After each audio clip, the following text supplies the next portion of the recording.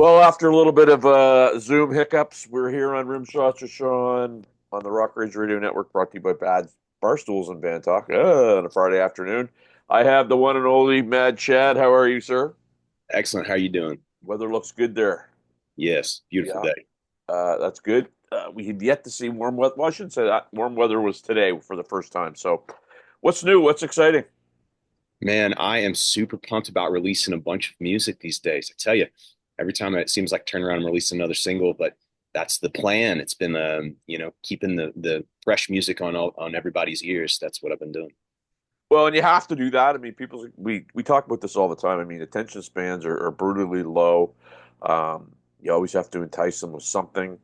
And do you have it all recorded and you're just releasing it, or you just release, record, release? How do you do that? So it just depends on I guess the year, but most of the time, each year I try to, Keep talking, buddy. okay, cool. Let's make sure it's working. I try to have a set amount of songs I finish. That could be somewhere between 50 to whatever, 75 songs. And a lot of those songs I end up, deciding which ones I'm going to take to the next level of production and master. And then those are the ones that I group together and start releasing. So, as a songwriter, I guess like you always have a vault, so to speak, of Yep. songs that, you sit on. But for the most part, I try to also keep fresh ones in addition to those. It's interesting because I love writing, but I'm more of, I would call myself an arranger than a straight writer. I work with some great writers and stuff. Um, and there's different sorts of things. Like you hear things like Gene Simmons writes 10 songs a day, and then there's other people that write one song a month, and it's a banger, right? So, is there any, I guess, set strategy you have, or you just kind of go as the mood hits you? It's a great question. It is a part of mood for sure, how you feeling and what you want to portray in your music and your lyrics and all that. But usually, I'm pretty organized with my music. I have and when I catch myself making a riff on guitar, or drums, or piano, or something, or a vocal melody that I think is cool, or even a lyric phrase, I kind of keep track of all that and then organize it. And sometimes during the week, I try to create a song each week. That's important to me as a songwriter to do something fresh. And that could be a song that ends up on a Mad Chad record, or it could be a co-write, or it could be something that you never even hear. Me messing around, experimenting, having a good time as you should as a musician. But I try to be active in the studio for sure. But once I, get from the songs going from that point, they usually, I'm able to finish them from, let's say it was a drum idea first. I'll play the guitar to it and make it work to what I think is appropriate, make the narrative work. Or it's a lyric idea. I'll try to make the modal concept of the music match the emotion of the lyric, or vice. It could be a bass line that I came up with, and I want the bass to speak more in this song, so I'm not going to play as much guitar, right? That kind of stuff. I interviewed the other night. I interviewed Alan Niven. Alan Niven was the man who managed Guns N' Roses. He actually mixed Appetite for Destruction. That's cool. He signed a lot of the bands that came out of the Sunset Strip days. Unbeknownst to me, there was about 21 or 22 songs that were recorded for Appetite, and the ones that didn't make it sort of wound up on the next two records. So, do you have that type of thing where you sort of alluded to it, but would you have a little bit of an inventory compiled that you maybe go back to, or I'm not gonna. I would never say you leave stuff for a lazy day. I don't get that impression from you, but do you have that backlog? Absolutely. As a songwriter, I've got a vault of some songs sitting around that, um, like you said, like you'll make a project, and most of the time it's like if you're trying to put 10 songs on it, you're going to write 25, and from there, those 25 you narrow it down, and then those other 15 or whatever they are might end up only like three of them end up on the next record, and then Right. they just kind of sit stagnant. But I would say yes, I like to pull from that because it keeps continuity and it keeps the sonic branding of your music, from record to record for everybody. You don't sound so drastically different, but you're able to also put in some new ideas, like write your new songs you've been working on during your latest sessions in there that might have a little bit different of a thing you're doing, but still have the same gestalt that you had before. Um, I think too, one of the things that's happens quite a bit with artists, it just depends on where you are with management or representation with a record label or something like that. But if you have a just a huge thing of ideas, and you're just struck with a lot of creativity, and you end up with 100 songs or 75 songs all of a sudden that are all really good and ready. Most people, if you're going to produce that, it's a lot of money if you produce it, properly. But at the same time, that would be a whole lifetime worth of music that you could release, in addition to. So like all kinds of ways to do it. But I would definitely say I pull a little bit from that, but I do like to keep it fresh. Um, in my neck of the woods, they have these things. They call them songwriter circles. So what they are is you go out and you might see, a handful, anywhere from 3 to 5 songwriters that would they sell tickets on the event. You go out and basically what it is they sit around, they play their songs, they tell the story of the song. So it's a whole that type of thing. Um, Let's go. do you have those in your neck of the woods, and is that something that you'd be into? Because the last time we chatted, I remember you telling me, you play all the instruments. Mhm. You do everything yourself. So you strike me as a guy that would be able to do that type of thing. Have you ever partaken in anything like that before? I have done some acoustic gigs that are kind of similar, and I, will narrate a little bit more than I would in a live show of rock, or metal about why I wrote the song and kind of give a little bit more background. But man, I would love that because I truly love, in addition to being a musician, I love talking to musicians about music. I mean, just like we're doing here, man, this is like such good, mental work and exciting and stimulating to just meet other humans who are like, hey, I like music. Let me tell you why, right? It's just so great. Well, and it's interesting because where I come from and where I live, uh, the appetite to share information and the appetite to maybe collaborate is not always great, right? So it's almost like it's this weird thing, like where if you talk to somebody, you're going to give them the information that's going to set them over the top and it's going to hold you back, which to me is silly. Yeah. Because one wins, we all win. That's kind of my attitude.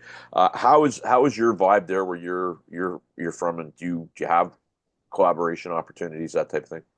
Oh yeah. So my studio, where I spend most of the day teaching and working and recording and doing everything, um, there's a whole bunch of co-writing there for sure through the decades. In addition to other people in the city, there's some other like, music venues and things, and of course musicians that um, definitely have networked with through the years and written and co-written lots of things through.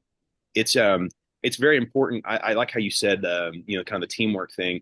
One of the things that's so cool about songwriting, I think that no matter how you try to swing it, anytime you co-write, it's like the song comes out so much stronger because everybody comes in at 150% and you get a 300% song, or whatever, instead of you giving it your all, which is great. And you can always do a good job. Everybody can. But when someone's just like, hey, play that bass line like this, man, and like, and that one little thing just changes the vibe so much better or whatever. And I think that teamwork of songwriting, whether that's lyrics, instrumental, whatever it may be, melodic content, like, man, just having another outside ear, just that you trust, just kind of helping you and guiding you and vice versa through each other, man, you get a monster of a song with that. Okay. And it's kind of like the when I've talked to producers and I talk to them about producing, engineering, and mastering, and a lot of them say, I won't master my own thing because by the time it gets to that point, I've heard it so much that I'm my ears aren't open Yeah. and I might be missing some things. So I like what you're saying there. 100%. Yeah, it's Uh, a oh, sorry, go definitely. ahead. Oh, I was gonna say it's just definitely important no matter where you are. Like in any music, I really think that your producer, whoever it is, they're like your barber. They're like, hey, let's get that right there, and Yeah, and also let's get you a new shirt. Right? And like just kind of it really helps you, and you trust them, and they help you get that whatever specific vibe is that you're really trying to go. They dial it in, and it takes that extra ear and trust to establish that. So yeah, 100%. Remind me, you live where again? I'm in Lubbock, Texas. That's what I thought. Home of Buddy Holly, correct? That's right. And Yeah. Texas Tech Red Raiders.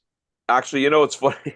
I was on social media yesterday, and there was a video. This guy was walking around, and he was in the place where the payphone where Buddy Holly and Richie Valens made their phone calls Oh before they man. got on the plane. Yeah, it was really neat. So, what I asked you this before, but hey, man, we'll revisit it.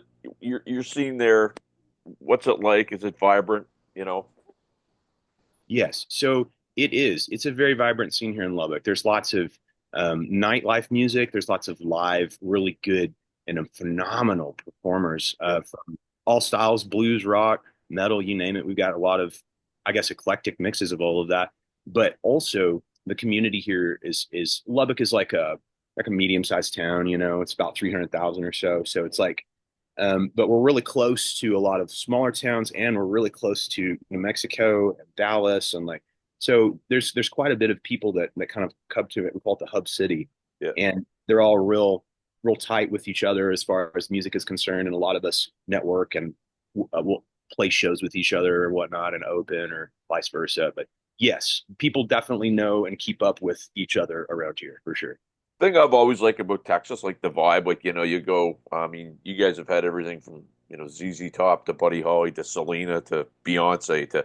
I mean, it's really there'd be a Texas sound, I guess, but there's really no Texas sound, I guess, in a sense. Is that a fair statement? Yeah, it is fair because you it could be Texas country or it could be like, Pantera.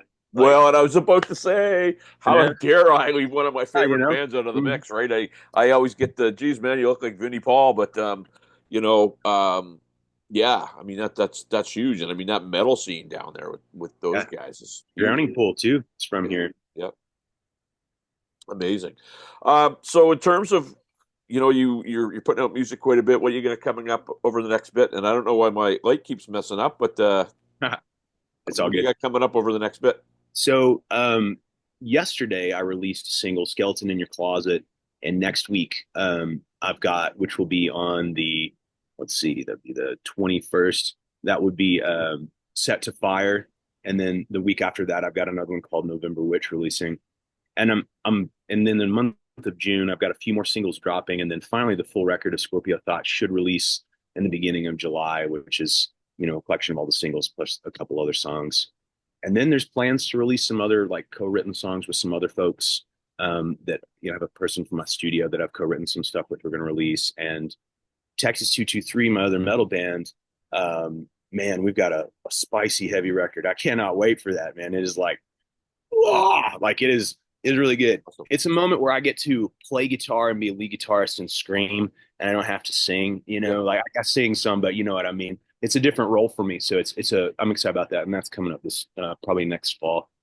So you're doing a version of the waterfall release that they typically always talk about, but just very aggressively. Yes, Yep. yes. It's the way to do it. I tell you, it makes a big difference. Yep. Um, so, in terms of, I guess, these releases and these singles that are coming up, with that, will there be some live shows and a lot of live shows over the coming months? Yes, I plan to play a lot more live shows with this. It's like the more people listen and the more demand there is for that. Absolutely, I Yep. love it. So fun, Yep. Um, we talked about this before, but uh, I remember you saying there's a lot of places for you to play, I guess, within a radius, but do you take the show further on the road, or what does that look like for you? Oh yeah, because that depends on, of course, what the route is for the Pacific. Like sometimes you're able to get somebody that's like, like a rock's throw in a state next to you that you have to make the loop to come back, but then you can hit, three or four of your favorite other places that you've hit before, and connections that you have back into Texas and make the loop. Usually it's like being where I'm at in life, it's like weekend warrior hardcore Yep. sometimes, and then sometimes it's like hey, we can work over the week and do a couple weeks off and tour with it. But it is just like you said, it would be like, I'm going to throw, 3 days out here and make a little circle and come back, you know? Well, it's good that you can do that because I mean, I talk to people and I hear everything from like weekday shows are doing great to weekend shows are not doing great. So I mean, it's good that you're having that ability. Mhm. I guess last two questions I have because I last time I didn't do this, and um, if I was to say to you, for my listeners, my viewers, to kind of do a comparable, what would your material sound like? So if they were going to go, oh, I like that, and go to find it, who would you compare yourself to? Man, I would say that I've heard a lot of people tell me that I sound like my voice sounds like Rob Zombie sometimes. Heard that a lot. Um, and I don't know, I don't say that my music is 100% like Rob Zombie, but my voice definitely when I scream might have that. I would also say the music kind of echoes some of the older like 80s kind of vibe with some of like my structures and solos and stuff. I love Van Halen. I Yeah. love Def Leppard and Of course, I also love all of the heavy stuff too, Yep. Metallica and all that as well, and Pantera. But like the I would say that it kind of reminisces on some of those old school things, but if you were to compare me to a newer sound, it's kind of like right on the edge of hard rock and metal sometimes. So it's kind of like Breaking Benjamin question Okay. mark, Okay. like I love Breaking Benjamin, and I just saw them here in Lubbock last week, by the way.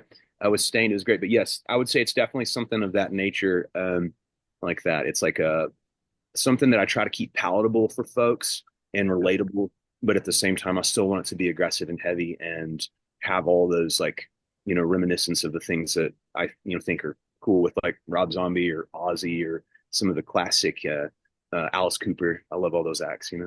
Breaking Benjamin's coming up a lot as an example, which is really neat because for no other reason than I just, haven't been that in depth. But I mean, I started listening to them. I understand why so many people like them. They're very interesting and they have some, you know, some neat things. And I mean, I felt the same way about the first time I heard My Chemical Romance, where I kind of, Yeah. you know what, that's not my thing. I'm not supporting this emo. Blah, blah, blah. And then I heard them, and it's like, wow, that's a very interesting band, Yeah. um, and very cool, right?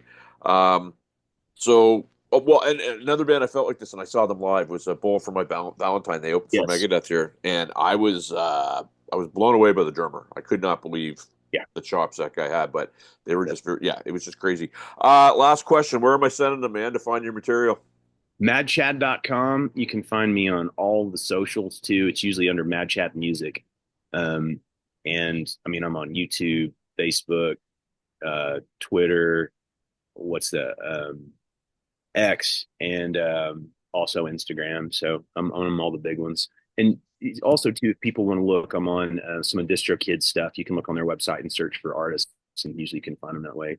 And you can find all of my music on every single DSP that exists. I'm pretty sure. Like I don't know if I missed one. I'm pretty sure I got them all. So you should be able to find it if you search for it. Just Google Mad Chad. Returning guest, Mad Chad, right here on Rimshot to Sean the Rock Rage Record. Thank you, sir.